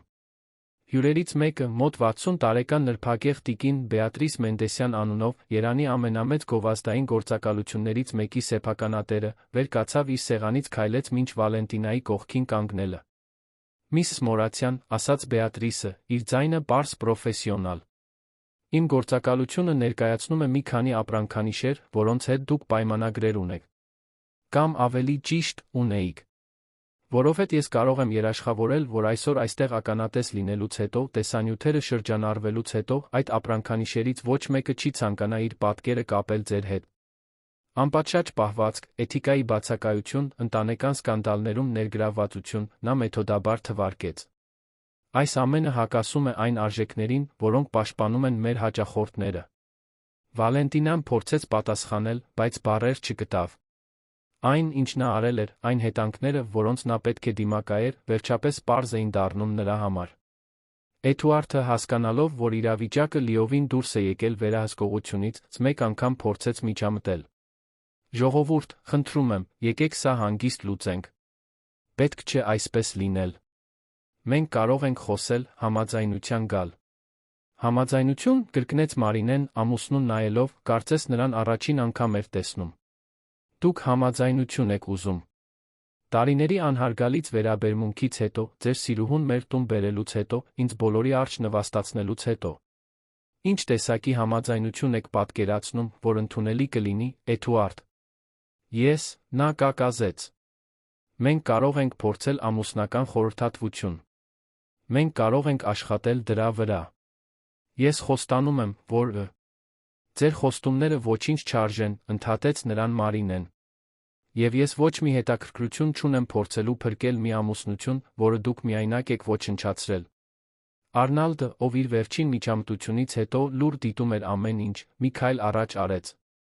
Նրա ներկայությունը ավտոմատ հարգանք էր հրամայում, սրահն ավելի լուր դարձավ, երբ նա սկսեց խոսել։ Էդուարդ, ասաց նա, իր ձայնը լի հիասթափությամբ։ Դու ինձ ամոթանք տվեցիր այսօր։ Ամոթանք տվեցիր քո մորը, քո կնոջը, քո ընտանիքին, ինքդ քեզ։ Ես քեզ մեծացրել եմ, որ լինես պատվավոր մարդ, որ առաջնորդես ազնվությամբ, որ հարգես քո ստանձնած պարտավորությունները։ Հստակորեն ես ձախողեցի։ Հայրիկ, խնդրում եմ, աղերսեց Էդուարդը, առաջին անգամ նրա ձայնում իսկական վախ կար։ Վաղվանից, շարունակեց Արնալդը անզիջում, դու հեռացվում ես ընկերությունում զբաղեցրածդ բոլոր պաշտոններից։ Քո եղբայրները զարմիկները կստանձնեն քո պարտականությունները, մինչ ես որոշեմ, թե արդյոք դու դեռ տեղ ունես կազմակերպությունում։ Ցնցումը Էդուարդի դեմքին տեսանելի էր։ Նրա դիրքը ընկերությունում, նրա կարգավիճակը, նրա իշխանությունը, ամեն ինչ հրապարակայնորեն խլվում էր նրանից։ Բայց Արնալդը չէր ավարտել։ Իսկ ինչ վերաբերում է այս տանը, շարունակեց նա, հիմա նայելով Մարինեին։ Մարինեն ճիշտ է։ Սեփականությունը նրանն է իրավունքով։ Էդուարդ, դու հենց այսօր պետք է լքես այս տունը։ Կարող ես քո անձնական իրերը վերցնել առաջիկա օրերին, նախապես համաձայնեցված ժամին վկաների ներկայությամբ։ Մարինեն զգաց, որ ոտքերը թուլանում են, բայց նա ամուր մնաց։ Դա հենց այն չէր, ինչ նա սպասում էր։ Նա պատկերացրել էր առերեսումներ, վեճեր, գուցե նույնիսկ երկարատ դատական գործընթացներ։ Բայց այնտեղ ընտանիքի պատրիարքն էր, արդարություն հաստատելով արագ հրապարակայնորեն։ Դա գրեթե սյուրռեալիստական էր։ Ադելաիդան մոտեցավ Մարինեին, բռնելով նրա ձեռքը։ Սիրելիս, եթե քեզ որևէ բան պետք լինի, որևէ աջակցություն, մենք այստեղ կլինենք։ Դու այս ընտանիքի մի մասն ես, մենք կապահովենք, որ քեզ վերաբերվեն այն հարգանքով, որին միշտ արժանի ես եղել։ Մարինեն նայեց սկեսուրին, առաջին անգամ նրա աչքերում անկեղծություն տեսնելով։ Շնորհակալություն, շշնջաց նա։ Վալենտինան, հասկանալով, որ այլս ոչինչ չէր կարող անել այնտեղ, փորձեց աննկատ հեռանալ։ Բայց Մարինեն կանչեց նրան։ Մի պահ, միսս Մորացյան։ Վալենտինան կանգ առավ, դժկամորեն շրջվելով։ Ուզում եմ, որ դուք մի բան հասկանաք, ասաց Մարինեն, աստիճաններով իջնելով, քայլելով մինչ մյուս կնոջ դեմ առ դեմ կանգնելը։ Դուք այսօր կորցրիք ոչ միայն պայմանագրեր հետորդներ։ Դուք կորցրիք շատ ավելի կարևոր բան, ձեր արժանապատվությունը։ Որովհետև ի վերջո, ինչ շահեցիք այս ամենից։ Ամուսնացած տղամարդ, ով երբեք իրականում ձերը չէր։ Ուշադրության մի գիշեր, որը վերածվեց սկանդալի։ Արժեր արդյոք։ Վալենտինան չպատասխանեց։ Նրա աչքերում արցունքներ կային, բայց Մարինեն խղճահարություն չզգաց։ Նա միայն անչափ հոգնածություն էր զգում թարմացված պարզություն իր մասին, թե ով էր ինքը ինչին էր արժանի։ Հիմա կարող եք գնալ, պարզապես ասաց Մարինեն։ Եվ հաջորդ անգամ, երբ որոշեք մտնել որևէ մեկի կյանք, հիշեք այս գիշերը։ Հիշեք, որ յուրաքանչյուր արարք հետանքներ ունի։ Վալենտինան գրեթե վազելով հեռացավ, նրա բարձրակրունկները արձագանքում էին միջանցքի մարմարյա հատակին։ Որոշ հյուրեր աչքերով հետեցին նրան, մյուսներն արդեն ուշադրությունը դարձրել էին Մարինեին, ով այժմ ամեն ինչի կենտրոնում էր, ոչ թե որպես զոհ, այլ որպես իր սեփական պատմության գլխավոր հերոսուհի։ Ռաֆայելը մոտեցավ, Մարինեի ուսին ընկերական ձեռք դնելով։ Դու հիանալի էիր, զարմուհի։ Քո մայրը հպարտ կլիներ։ Մարինեն թույլ ժպտաց։ Կարծում եմ, ես ցնցված եմ։ Չեմ հավատում, որ իսկապես դա արեցի։ Արեցիր, այո, ասաց Հելենը, մյուս կողմից մոտենալով։ Եվ ժամանակին, եթե ինձ հարցնես։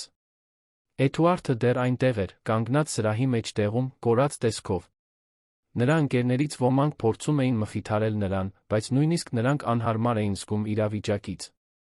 Իրականությունը պարտադրվում էր, նա հատել էր մի գիծ, որը չպետք է հատեր, հիմա վճարում էր գինը։ Մարինեն նայեց նրան, մի պահ խղճահարության նման ինչ-որ բան զգաց։ Բայց դա հեռավոր խղճահարություն էր, կարծես անծանոթի նկատմամբ, ով վատ որոշումներ էր կայացրել։ Այլս զայրույթ չկար։ Այլս սեր չկար։ Միայն դատարկություն կար այնտեղ, որտեղ նախկինում ամուսնություն էր եղել։ Կարծում եմ, որ դու պետք է գնաս, Էդուարդ, հանգիստ ասաց նա։ Ինչպես քո հայրն ասաց, կարող ես քո իրերը վերցնել ավելի ուշ։ Բայց այսօր, հիմա, ուզում եմ, որ դու դուրս գաս իմ տանից։ Էդուարդը նայեց նրան, փնտրելով որևէ նշան, որ նա կարող է փոխել իր միտքը։ Բայց այնտեղ ոչինչ չկար, բացի հաստատուն վերջնական որոշումից։ Նա դանդաղ գլխով արեց, հասկանալով, որ կորցրել է այն ամենը, ինչ արժեք ուներ, հարգանք, ընտանիք, տուն։ Մինչ Էդուարդը հեռանում էր, իրեն հետող մի քանի հավատարիմ ընկերներով, սրահը սկսեց շշնջալ։ Երեկույթը վերածվել էր բոլորովին այլ բանի, քան նախատեսված էր, բայց ինչ-որ կերպ օդում նոր էներգիա կար։ Կարծես այնտեղի բոլորը ականատես էին եղել ոչ միայն սկանդալի, այլ ազատության։ Արնալդը մոտեցավ Մարինեին։ Նա քիչ խոսող մարդ էր, բայց երբ խոսեց, նրա ձայնը մի ծանրություն ուներ, որը նա երբեք չէր լսել։ Մարինե, ես քեզանից ներողություն եմ պարտք։ Ես պետք է նկատեի, թե ինչ էր կատարվում։ Ես պետք է ավելի շուտ միջամտեի։ Տղամարդը պետք է պաշտպանի իր ընտանիքը, ես ձախողեցի քեզ պաշտպանելը։ Մարինեն զգաց, որ աչքերը նորից ցավում են, բայց այս անգամ թույլ տվեց արցունքներին թափվել։ Դրանք տխրության կամ նվաստացման արցունքներ չէին։ Դրանք թեթացման, ազատության արցունքներ էին, մի բեռի, որը վերջապես հանվել էր նրա ուսերից։ Շնորհակալություն, պարոն Արնալդ, ասաց նա։ Ինձ հավատալու համար։ Արդարություն հաստատելու համար։ Նա գլխով արեց, նրբորեն ձեռքը դնելով նրա ուսին։ Դու ավելի ուժեղ ես, քան մենք բոլորս էինք պատկերացնում։ Եվ այս տունը, այս ընտանիքը, ավելի լավ կլինի քեզ հետ, քան իմ որդու հետ։ Երեկույթը շարունակվեց, բայց այլ տոնով։ Դա այլս ավանդական տոնակատարություն չէր, դա ինչ-որ նոր, վերափոխող բան էր։ Մարդիկ խոսում էին այն մասին, ինչ տեսել էին քաջության, արդարության, այն դիմակների մասին, որոնք մենք բոլորս կրում ենք, թե ինչ է կատարվում, երբ դրանք վերջապարապես ընկնում են։ Մարինեն շրջում էր հյուրերի միջով, ստանալով գրկախառնություններ, աջակցության խոսքեր, հարգանքի հայացքներ, որոնք նա երբեք նախկինում չէր ստացել։ Նա դեռ գինու բծոտված զգեստով էր, բայց հիմա դա այլս նվաստացման նշան չէր։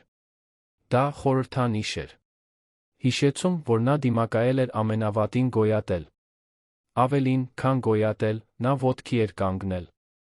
3 ամիս էր անցել այն գիշերից, որը փոխել էր ամեն ինչ։ Մարինեն նստած էր առանձնատան աշխատասենյակում, նույն աշխատասենյակում, որը Էդուարդը սովորաբար օգտագործում էր աշխատելու համար, բայց որն այժմ իրենն էր։ Պատերը վերաներկվել էին կապտամոխրագույնի նուրբ երանգով, ծանր մուգ կահույքը փոխարինվել էր ավելի թեթ ժամանակակից կահույքով։ Սենյակն ուներ լայն պատուհաններ, որոնք թույլ էին տալիս բնական լույսի ներթափանցումը, ինչը Մարինեն միշտ ցանկացել էր, բայց երբեք չէր համարձակվել խնդրել։ Նրա արջի սեղանին դրված էին փաստաթղթերի կույտեր, կազմակերպված ամուսնալուծության պայմանագրեր, տան սեփականության պաշտոնական փոխանցման փաստաթղթեր, իրավաբանների նամակագրություն։ Մարինեն հանգիստ վերանայում էր դրանք, ստորագրելով անհրաժեշտ տեղերում նշումներ անելով մանրամասների վերաբերյալ, որոնք պետք էր ստուգել։ Նա արագ սովորել էր կողմնորոշվել իրավական բյուրոկրատական աշխարհում, որը նախկինում այդքան հեռու էր թվում իրականությունից։ Հեռախոսը զնգաց, էկրանին ցուցադրելով Ռաֆայելի անունը։ Նա ժպիտով պատասխանեց. Ողջույն, Ռաֆայել։ Ամեն ինչ լավ է։ Ողջույն, Մարինե։ Պարզապես ուզում էի քեզ տեղեկացնել, որ գործընթացի վերջին փաստաթղթերն ավարտվել են։ Դատավորը 3 ստորագրեց։ Ամուսնալուծությունը պաշտոնապես ավարտված է։ Մարինեն հույզերի ալիք զգաց։ Հիմնականում թեթացում, բայց նա մի փոքր մելանխոլիա։ Ոչ թե ամուսնության կորստի համար, այլ իր կյանքի մի ամբողջ գլխի ավարտի համար։ Շնորհակալություն ինձ տեղեկացրած պահելու համար։ Եվ շնորհակալություն ամեն ինչի համար, Ռաֆայել։ Չգիտեմ, թե ինչ կանեի առանց քո աջակցության այս ամիսների ընթացքում։ Պետք չէ շնորհակալություն հայտնել։ Դու ընտանիք ես, Մարինե։ Եվ բացի այդ, նա դադար տվեց, կարծում եմ, որ մենք բոլորս ինչ-որ բան սովորեցինք այդ գիշեր։ Սխալ բաների դիմաց լռելու, ճիշտը պաշտպանելու կարողության մասին։ Հեռախոսը անջատելուց հետո Մարինեն վեր կացավ մոտեցավ պատուհանին։ Այգին ավելի գեղեցիկ էր, քան երբը։ Նա նոր այգեպաններ էր վարձել խնդրել էր ստեղծել մտորումների համար նախատեսված տարածք, փայտյա նստարաններով, կոյր ձկներով, փոքրիկ լճակով։ Դա նրա սիրելի վայրն էր հիմա, որտեղ նա առավոտներն անցկացնում էր, սուրճ խմելով օրը պլանավորելով։ Աշխատասենյակի դուռը բացվեց Կարինեն մտավ, թեյի թխվածքների սկուտեղ բերելով։ Տիկին Մարինե, ձեզ համար առաքանու եկել է։ Ես այն թողեցի հյուրասենյակում։ Շնորհակալություն, տիկին Կարինե։ Գիտեք, ինչ է։ Տնային տնտեսուհին ժպտաց մայրական այն ձով, որը Մարինեն սովորել էր ավելի շատ գնահատել վերջին ամիսներին։ Կարծես այն համալսարանների կատալոգներն են, որոնք դուք խնդրել էիք։ Մարինեն ժպտաց ի պատասխան։ Այո, ես վերլուծում եմ մագիստրոսական ծրագրերը կառավարման ոլորտում։ Կարծում եմ, որ ժամանակն է ներդրումներ անել իմ կրթության մեջ։ Շատ լավ է, տիկին Մարինե։ Դուք արժանի եք իրականացնելու ձեր երազանքները։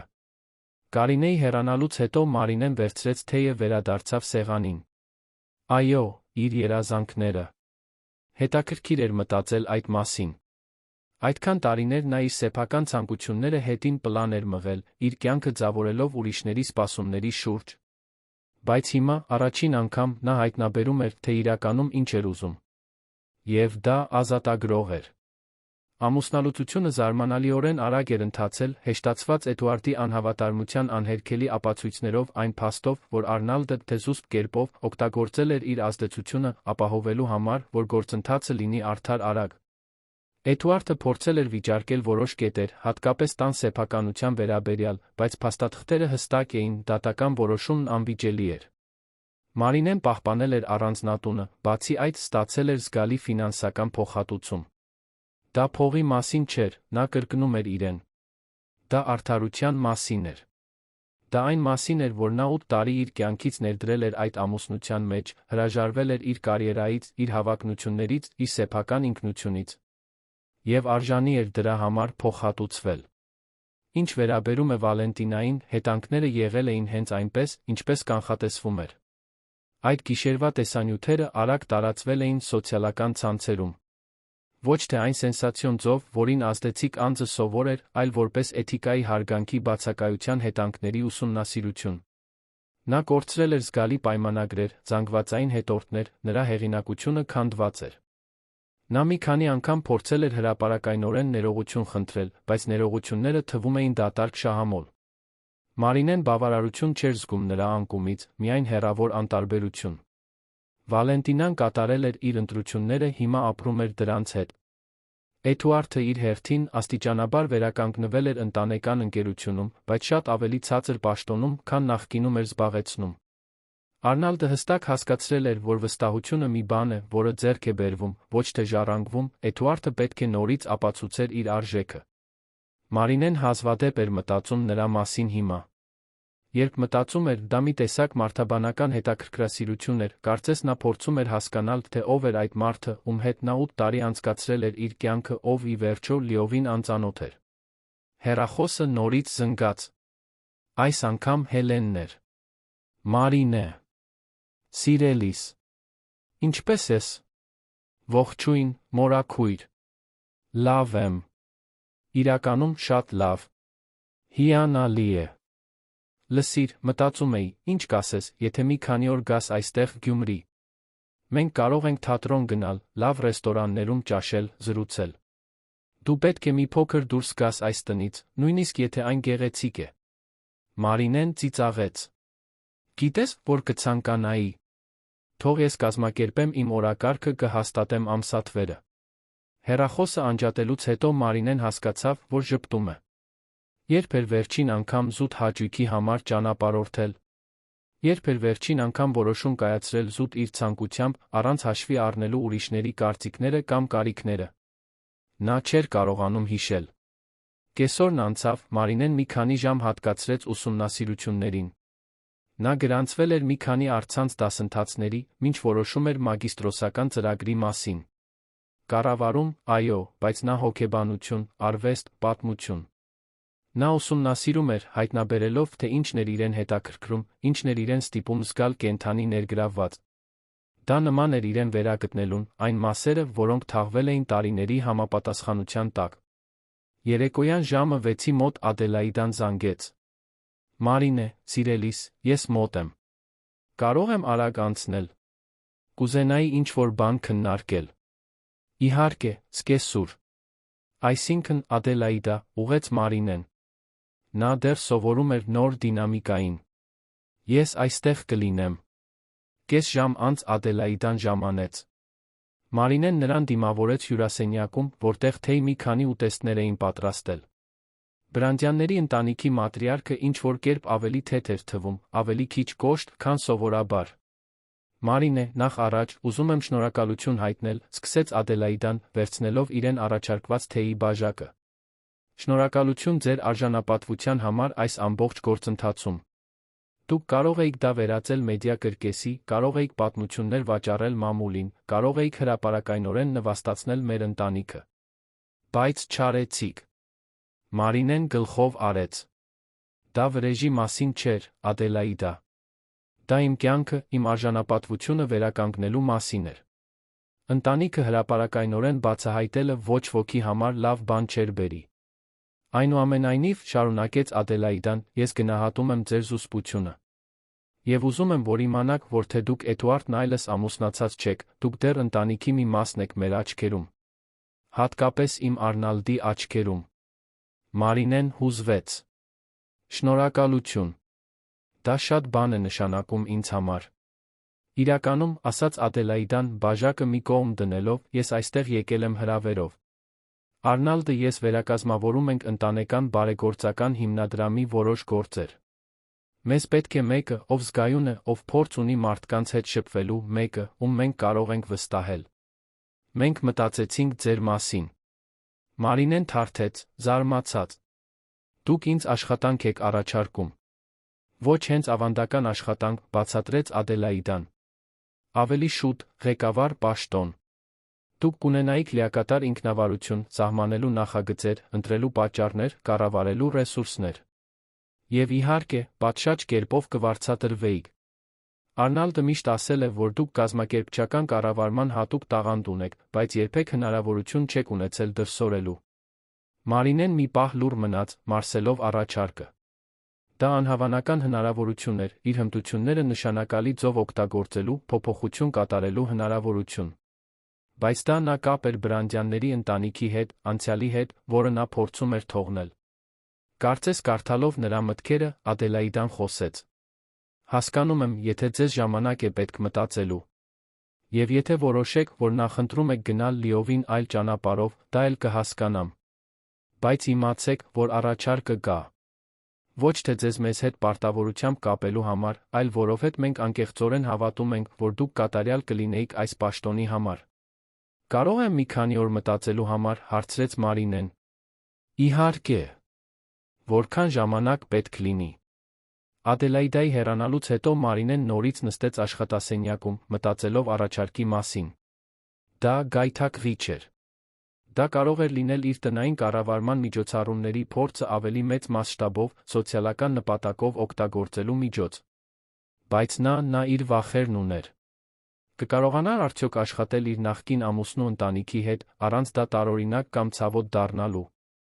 Պատասխանը, նա հասկացավ, կախված էր նրանից, թե ինչպես նա կընտրեր դիտել իրավիճակը։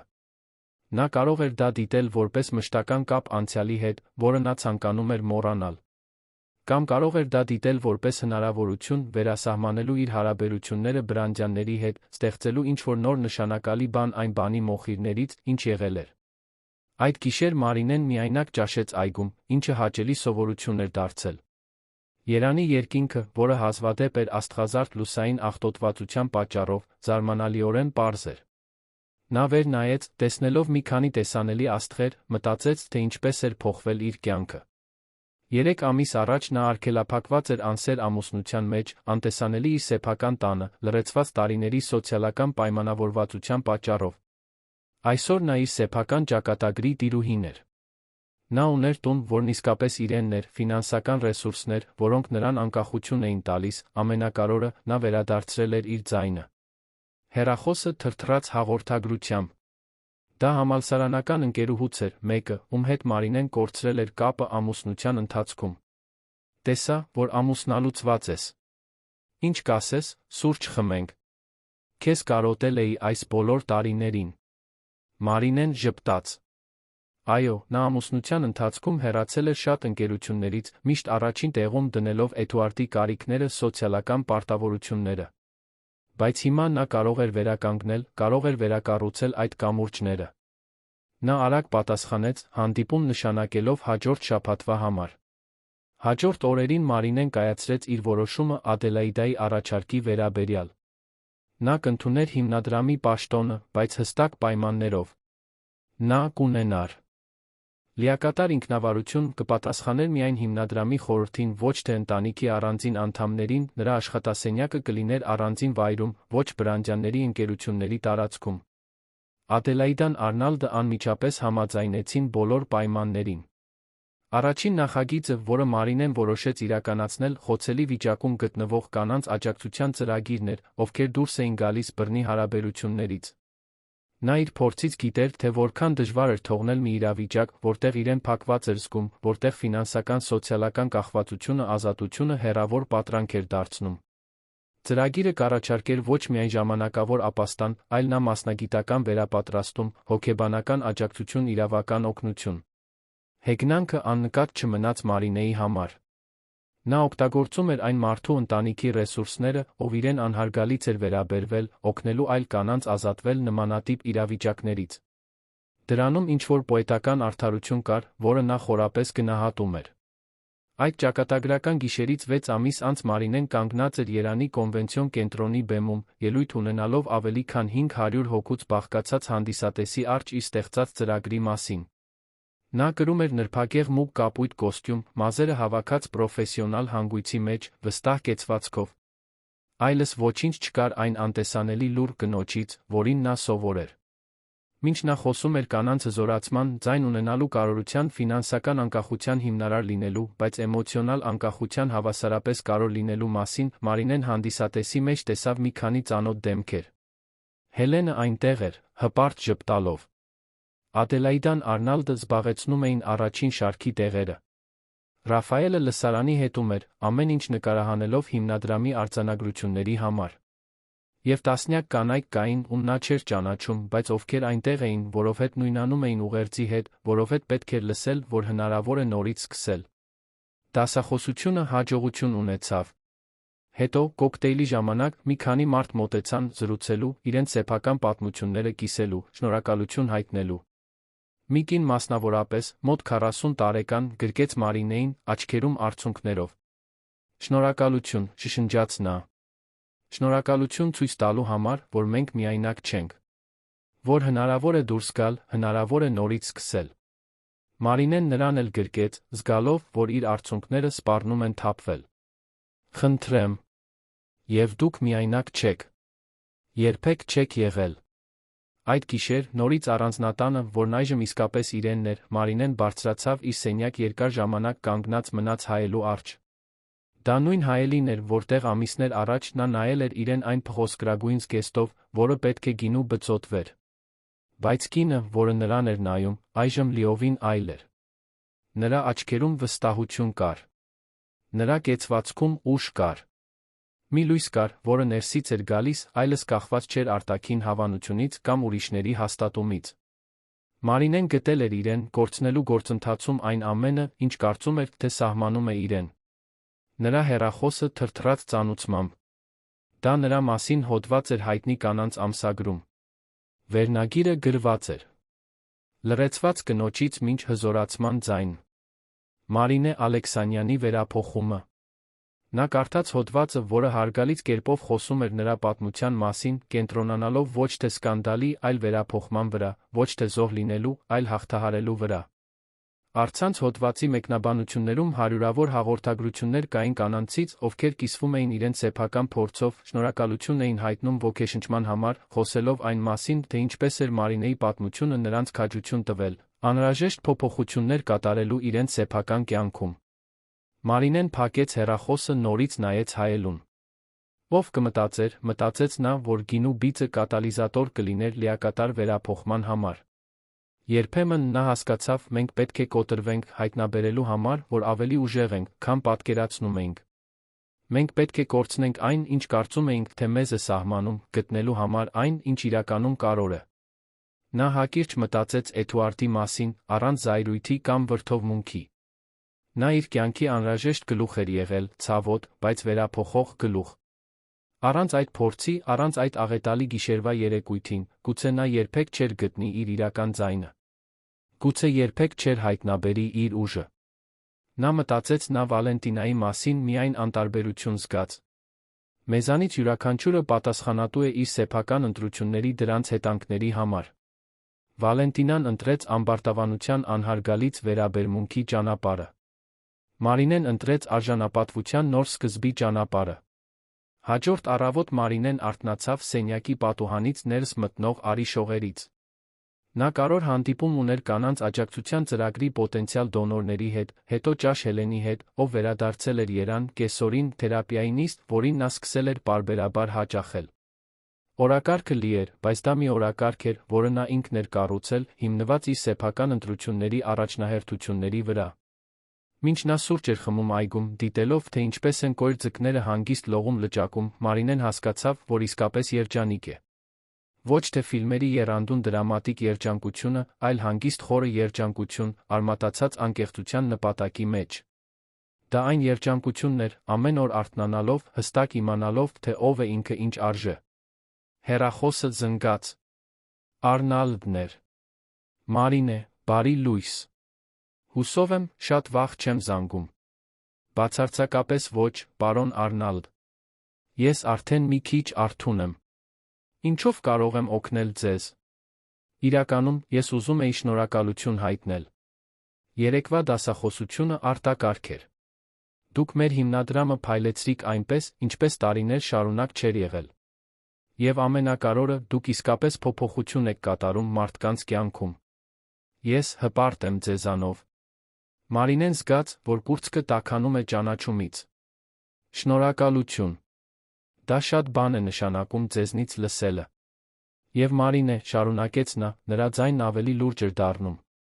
Ուզում եմ, որ իմանաք, որ խորապես ցավում եմ, որ նախկինում չնկատեցի, թե ինչ էր կատարվում։ Որ ձեզ չպաշտպանեցի այնպես, ինչպես պետք է։ Մարդը պետք է պաշտպանի այն, ինչ ճիշտ է, նույնիսկ երբ դժվար է, նույնիսկ երբ դա վերաբերում է իր սեփական ընտանիքին։ Դուք արեցիք այն, ինչ ճիշտ էր, երբ դա ամենակարևորն էր, պատասխանեց Մարինեն։ Եվ դա է կարևորը։ Հեռախոսը անջատելուց հետո Մարինեն այնտեղ նստած մնաց մի քանի րոպե, պարզապես լինելով։ Պարզապես գոյություն ունենալով այդ պահին, այդ վայրում, այդ կյանքում, որը նա կառուցել էր այն բանի մոխիրներից, ինչ ինքն էր նախկինում։ Նա մտածեց այն կնոջ մասին, ով 6 ամիս առաջ էր, այնքան փոքր, այնքան լուռ, այնքան կորած։ Եվ նրան ուղարկեց ժամանակի տարածության միջով սիրո քաջալերանքի։ Ուղերձ։ Դու կգոյատես, մտածեց նա։ Ավելին, քան գոյատել, դու կծաղկես։ Դու կհայտնաբերես, որ այն ուժը, որը փնտրում է իր քո սահմաններից դուրս, միշտ եղել է քո ներսում։ Պարզապես սպասում էր ճիշտ պահին, ի հայտ գալու։ Մարինեն վեր կացավ, հարթեց զգեստը, վերադարձավ տուն։ Նա առջում ուներ արդյունավետ օր, լի հնարավորություններով, խոստումներով։ Եվ մինչ նա քայլում էր առանձնատան միջանցքներով, որն այժմ իսկապես իրենն էր, բառի բոլոր իմաստներով, Մարինեն ժպտաց։ Որովհետև ի վերջո լռությունը տարիներով իր գինն էր գանձել։ Բայց հիմա, վերջապես, նրա ձայնն էր, որ արձագանքում էր պատերից։ Եվ դա ուժեղ, պարզ անկոտրում ձայն էր։ Պատմության ավարտը։ Սիրելի ունկնդիրներ, հուսով ենք, որ Մարինեի պատմությունը դիպել է ձեր սրտին։ Եթե դուք հուզվեցիք վերափոխման հզորացման այս ճանապարհորդությունից, դրեք լայք, բաժանորդագրվեք ալիքին, մեկնաբանություններում պատմեք, թե ինչն է ձեզ ամենաշատը տպավորել։ Արդյոք դա այն պահն էր, երբ Մարինեն վերջապես գտավ իր ձայնը։ Արդյոք դա Արնալդի արդարություն հաստատելու շրջադարձն էր։ Թե դա նրա լիակատար վերափոխումն էր անկախ ուժեղ կնոջ։ Մենք ուզում ենք իմանալ, թե այս պատմության որ մասն է ձեզ ամենաշատը հուզել։ Ամեն օր մենք ներկայացնում ենք նման ինտենսիվ պատմություններ, որոնք բացահայտում են մարդկային հոգու ամենախորը կողմերը, որոնք ցույց են տալիս, որ հնարավոր է նորից սկսել, որ երբեք ուշ չէ վերականգնել ձեր արժանապատվությունը, կառուցել այն կյանքը, որին արժանի եք։